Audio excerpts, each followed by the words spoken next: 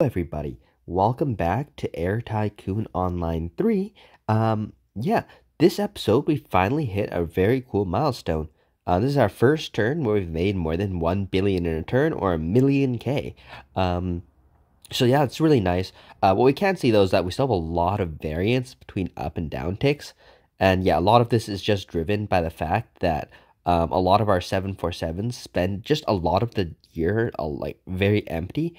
Look at these 747-100s. Let's take a look at some of the more recent ones we've made. Some of them are great, right? Istanbul to Orlando. That's great. Other ones, like Istanbul to Hanoi, as you can see, have this huge profit variance depending on whether it's an up or down tick. And this is a very common kind of pattern with these planes, is if the route isn't quite good enough, we get enormous variance between the up and down ticks. And I would reckon probably we have over 100 of these 747s, which generate huge variance between the up and down ticks, which is starting to become a problem, because with the amount that says the planes make. Let me give you an example, right? Let's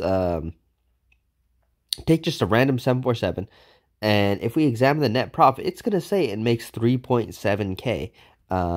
But almost every plane, you'll notice, is drastically profitable. And if you add up all these Ks, let's say the bottom is 0 and the top is 6,000, right? So let's say the average for all my routes is 3,000. That might be somewhat fair. Or let's just take the middle point, 2.2K, right? 2.2K times over 1,100 planes and 1,600 routes with a 2.2K average should be billions. Should be like 3 point something billion, right? But the company has a lot of expenses that scale with how many planes you have, such as how much the service investment costs, how much the advertising investment costs, flight expense, this kind of vague category, insurance premium, of course, this scales with how many planes you have, right? These are all kind of expenses which, right, don't depend on how much the plane says it's going to make. Slot expense too, but you increase over time with more and more planes.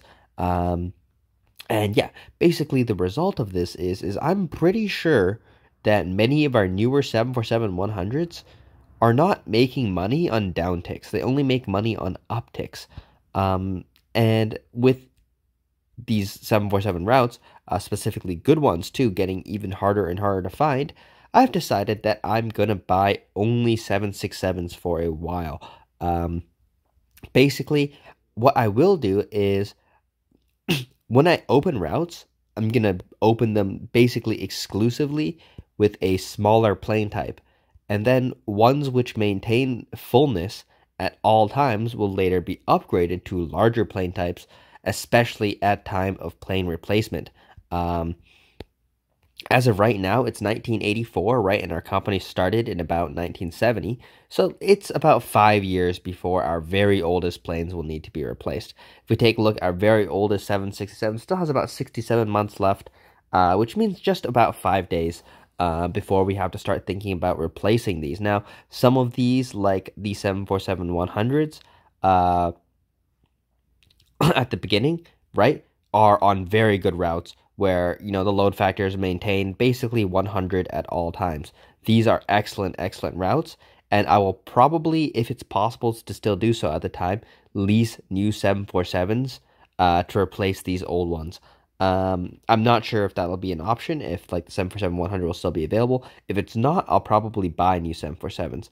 Then, with this kind of route, where we can see that there's some variance between up and down tick, I would actually prefer to replace those planes with something smaller. The number one option I'm thinking of is 777s. 777-200 or 777-300 would be a very good replacement, as they're just slightly smaller, right? And they're much more efficient. So that should be a really big improvement. I think the 777-300, I'm not sure how it is in this game, but in real life, to this day, is a very efficient plane per seat. Not as much as the A350, I think.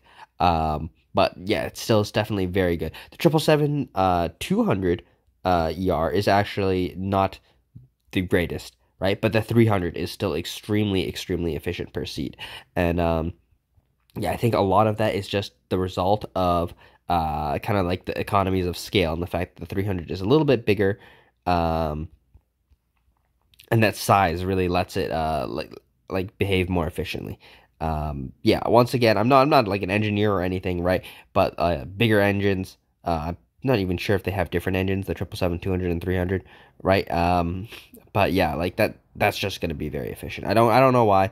I'm not gonna lie. I'm yep, once again not an engineer, but yeah. Oh, this is a very difficult route to stop over. So if it's too difficult to stop over, let's just not bother thinking about that and move on to something else. Yeah, like very interestingly, right? It's starting to get considerably not like it's not difficult to, but it's no longer too easy to find many good stopover routes for 767s. Um, so remember last episode how I said that I wanted to leave a lot of the potential 747-100 routes available for what's it called? Well, 747-100s. I think I'm gonna stop doing that now. Um, and kind of the main reason for this is right. I'm just tired of the variability between the up and down ticks, and by flying 767s, we can kind of arrest some of that instability, right? We can make sure our up and down ticks are closer together, and that we're just making the most money we can per plane. Yes, the 747's least are extremely efficient when the routes are good enough. But with the World Traveler Index a little bit uncertain right now, it's only at 3,100. It's gone down about 100 points. Right? Meaning that, if the World Traveler Index does not maintain itself or even go up, right? I think what usually ends up happening, at least, is the variability in profit just drastically spikes with just the smallest difference in World Traveler Index. And that instability is not good if we really want to chase down the number one player. As you can, this turn we just happened to overtake him, come fourth. Cog is coming very soon, and probably JK Sikistan as well.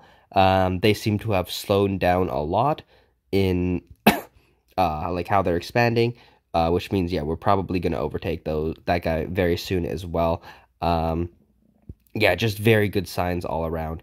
Yeah, we're basically, I would say, not guaranteed, but extremely likely to come in second, at least in this world. If I continue to play to the end and don't do anything really dumb, don't forget about the game for like a week or something like that.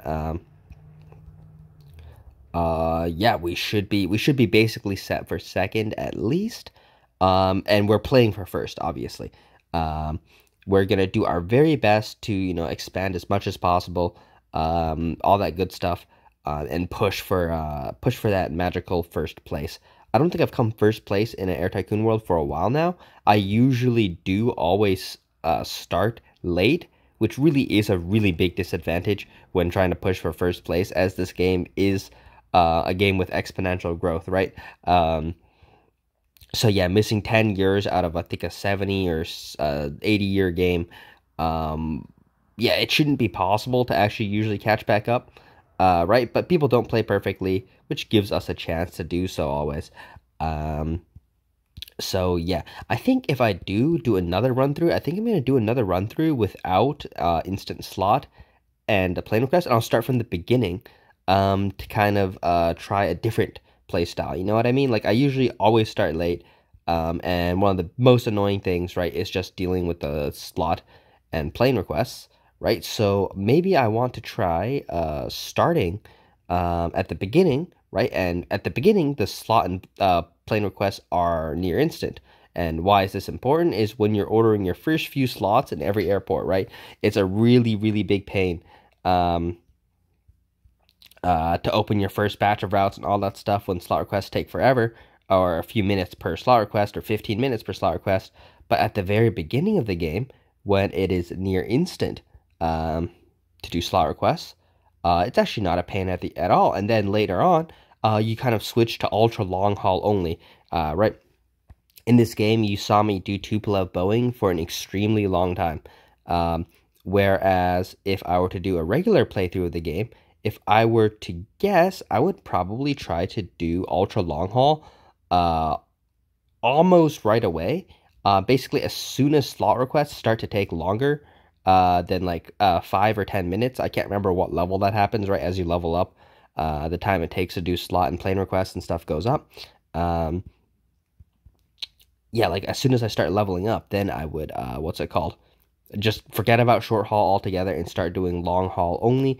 Once again, right, the reason why this works is because there's just far more long haul routes than there are short haul routes.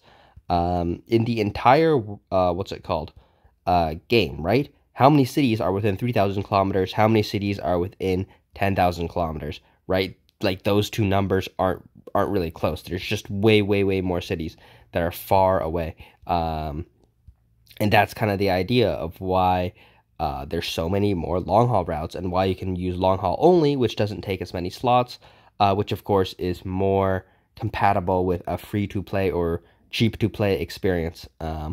So that might be my next kind of goal or initiative, right? It's just to see what the game is like again from a completely free to play perspective and just like pushing for first place from the beginning instead of trying to play this catch up game, which is fun. I really do enjoy. Like it gives me like something to chase down when I don't start first and I have to chase it down to try to become first, right? At least for me personally, I enjoy this almost in a sense more than I enjoy starting from the beginning, becoming first very soon or immediately, right? And then not having anything to play for. Now, hopefully there's a credit spender in my world if I do this, because chasing down a credit spender is just so fun. One of my favorite feelings in Air Tycoon, right, is being able to outplay somebody spending credits, like actively range boosting planes, exchanging for actual cash in game, that kind of thing, right? And just being able to make more than them anyway, just as a free to play with better strategy, with the likes of stopovers and all these things that we normally like to do. Yeah, that's really fun. So yeah, like right now, like I also am enjoying not having to wait for slots and that kind of thing, but I do feel a little bit cheaty with being able to play strategies that you wouldn't be able to play free to play. I guess theoretically it's possible, in the sense that if you really did have infinite time or infinite dedication to the game, you could indeed fly thousands of Tupolievs. Not thousands, even I gave up on that eventually. How many did I give up? Well, about 600 is when I gave up on the Tupolev strategy, right? You could realistically slot 600 Tupolevs completely free to play, right? But it would just take so long and so much dedication. I don't expect anyone to actually do that, right? Which does make it feel a little bit less satisfying knowing that a free to play player would struggle to emulate what you're playing, right? So, yeah, with that being in mind, as you can see right now, we're just doing European stopovers. European stopovers are indeed my favorite because there's just the least thinking involved. Right, we click on city in Asia, we click on a city in in Europe, and then North America, and then vice versa, back again. Um, Not too much thinking involved, especially now that we have these really long haul 767s, which never really get stretched for range or anything like that, right? So we can just go ahead and open these routes without any even fuck it, it's not that bad. Um, that's pretty clean. Oh, Calcutta. Let's do Calcutta. Why not? Right. So yeah, like it just super fun, super rapid fire. Of course, North American stopovers are interesting in their own sense, but you do need to think a little bit more while making those. Um, as they also come weird angles, much longer on one side than the other, right? And we've exhausted most of our three main bases in North America's good stopover routes. Uh, so yeah, like we will eventually open Atlanta, San Francisco, like all these bases, right?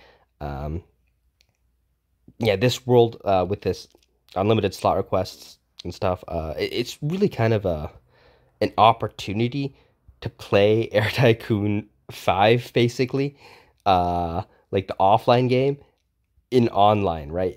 Normally in that game, the big problem I run into is each turn starts taking too long. Um, as once your profit hits 2, 3, 4 billion, you can't keep up anymore. You can't spend all your money. It's too painful. It takes too long. Where in this game, right? even though it would be just as painful and just as long, it'd be awfully, awfully satisfying um, to have so many planes, so much money. You know what I mean? Like that. It would just be it'd be a little bit of a different experience. Um, yeah, just like actually playing against players and still being able to dominate the world utterly and completely does sound extremely fun to me. So I do hope that I can eventually get to a point where I have more money than I can spend. That would be really, really funny, right? Like, yeah. Anyhow, like right now, still we are spending a lot of our money on leases. Right? Let me go take a look at this. Yeah, 1.5 billion on leases. If instead of leases, these were owned aircraft, that would be 1.5 billion dollars off the expense sheet, right? And then you'd say, well, probably about half of it would go into depreciation, and I don't disagree with that. Probably about half of it would go into depreciation. Um, but what we don't realize about depreciation is depreciation doesn't take cash away from you. Depreciation just takes value away from you. So as your depreciation rises, you actually can add your depreciation to your balance sheet, and that's how much cash you get per turn. And the kind of result of this is your cash increase per turn is way, way, way, way higher than your what's it called, value increase per turn. And that just means you can buy even more planes and do even more funky stuff, right? Anyhow, it's kind of difficult to find a good stop over here, so I'm gonna take a quick break and I'll be back. Anyhow, I am now back. Yeah, one thing I would like to kind of acknowledge, right, is I kind of have a interesting opportunity in this game world, which is to break some profit records, right? I don't know what the profit records are in this game, but I'm kind of interested to see like how much I can push the game. I don't know what the actual profit records are, right? They're probably at something which I couldn't beat, but I would like to beat my own records and kind of like make them in a place where I would never even consider trying to beat them. Like it'd be really cool, for example, if I managed to get 10 billion per turn. Um, or is that, yeah, so the 10 million K per turn, something like that, right? Um, yeah, I've just never like I don't think I've ever been past 3 or 4 million K per turn, right? So what would the likes of um billions of K per turn look like? Yeah, or what would 10 times higher than what I normally get? Like, would it be possible?